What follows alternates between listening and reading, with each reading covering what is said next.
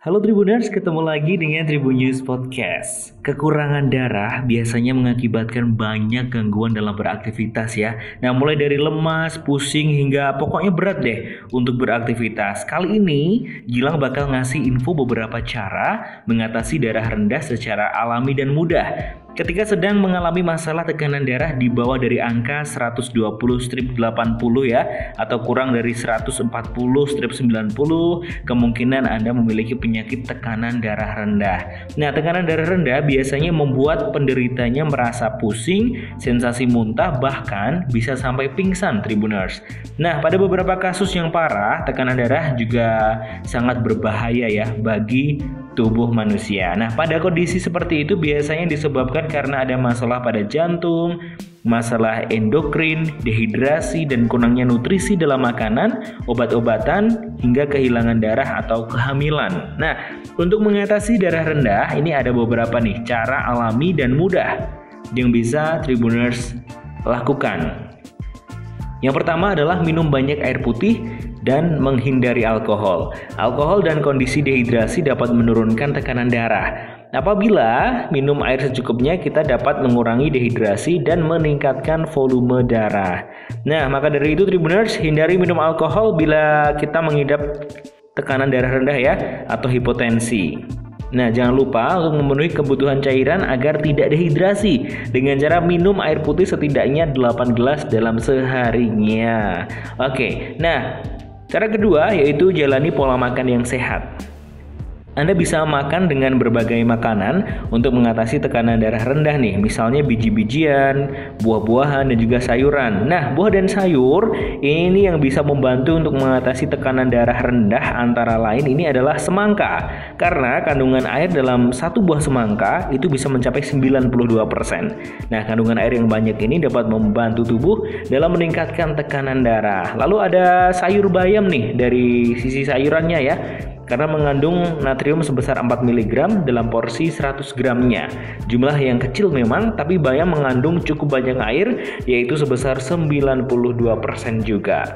Yang ketiga, ketika mengubah posisi tubuh, lakukan dengan perlahan. Jadi, kalau Anda memiliki penyakit tekanan darah rendah, itu jangan sampai untuk bergerak secara tiba-tiba, dari duduk tiba-tiba berdiri tiba-tiba duduk, tapi lakukan dengan perlahan nih.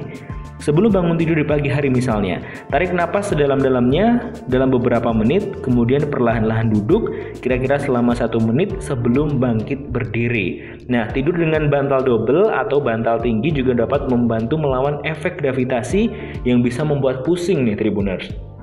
Nah, itu contohnya ya. Kemudian keempat adalah memperhatikan pola makan. Untuk membantu mencegah tekanan darah turun tajam setelah makan, ini lebih baik Tribuners makan sedikit-sedikit tapi sering ya. Sedikit-sedikit tapi sering. Jangan lupa batasi makanan yang tinggi karbohidrat seperti kentang, nasi, pasta, dan juga roti nih harus dibatasi ya. Dokter mungkin juga merekomendasikan nih untuk minum kopi atau teh berkafein untuk meningkatkan tekanan darah sementara.